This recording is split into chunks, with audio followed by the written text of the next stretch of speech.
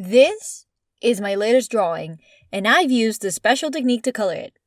As an artist, I usually struggle with value, which is to say, simplifying a lot, how light or dark any given part of my drawing is. Some time ago, I heard on the internet, though I'd be lying if I said I know where, that drawing with gradient maps can help an artist solve value problems in their paintings. The process of painting with gradient maps starts with a black and white drawing.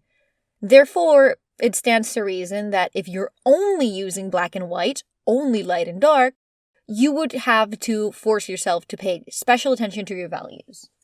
It may well also help you spot value problems between two colors that look totally different until you turn them black and white and realize that they're different hues, but they're the exact same value. Today, I am going to take you along with me in the process of painting this, and I'm going to show you how you too can use gradient maps for your paintings.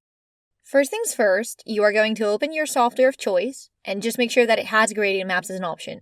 I'm using Krita, I know it has them. Next, just start like normal. Do a sketch.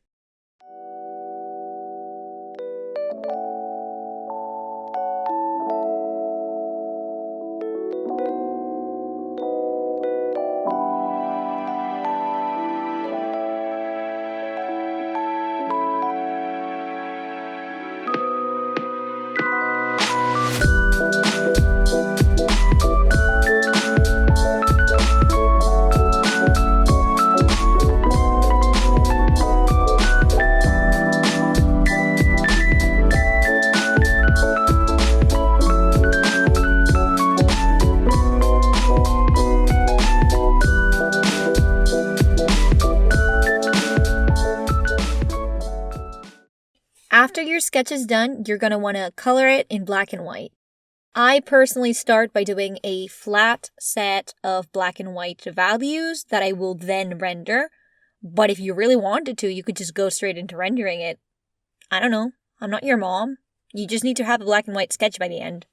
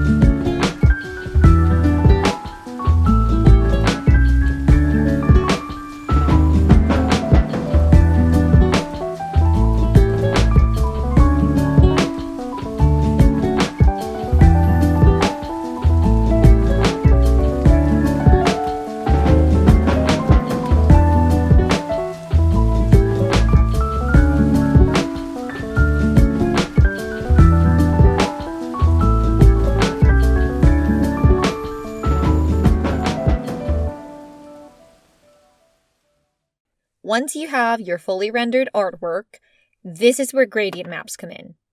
A gradient map essentially tells the computer to map a gradient on top of the grayscale. It means that it's going to overlay the colors that you choose on top of your black and white drawing. The right-hand part of your gradient will be mapped onto the whites. The left-hand part of your gradient will be mapped onto the blacks. Everything in between will be matched to the corresponding grade. Now, you can also put multiple points in your gradient, therefore assigning the grays different hues. You can have a gradient with 2, 3, 4, 5, 6 infinite colors.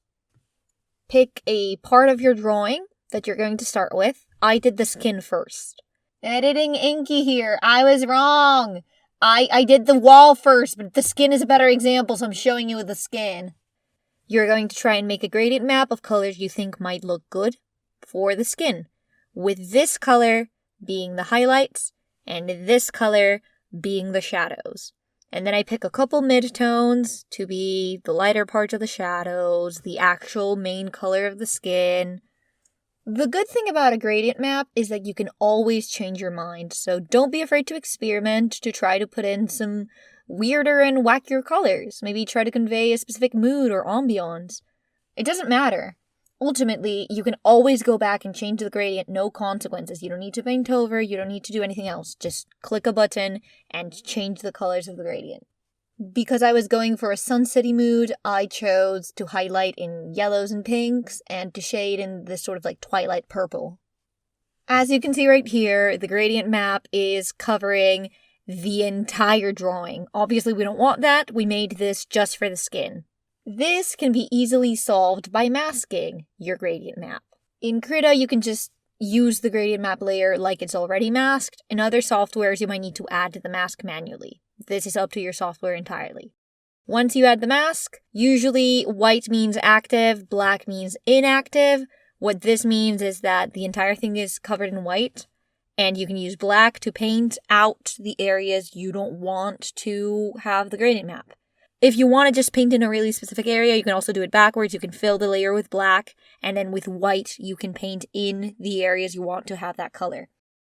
Now you're going to repeat this process and create a gradient map for every color in your painting, or every area of a color in your painting. So for example, I've done the wall, the wooden furniture, the hair, the skin, the whites, so the shirt and the bedding, the pink and the dragon axolotl, the fur of the cat, the bed sheet. You got my point. So you're going to do that next. Some people, usually really talented people, are ready to call their painting done after this, because they've done an absolutely tremendous job, they've chosen really gorgeous gradients, they've done a really good job with the rendering, and they don't need to do anything else. I'm not those people. I am going to do a couple more things to make sure that my painting looks as good as it can look. The first one is the paint over. I am going to go over the painting in a new normal layer, and I am going to manually, by hand, paint in a couple details. So, for example, stray hairs, better highlights, more dark crevices, darker crevices than the crevices that are already there, and all manner of extra little details that I might just want to add. Once I am done with the paint over, I am going to add more drama to the lighting by using layer modes. This will also help me push the values a little further. In the case of this painting, I have decided to enhance the light source by using a lighten layer, and to darken some areas a bit more by using a multiply layer.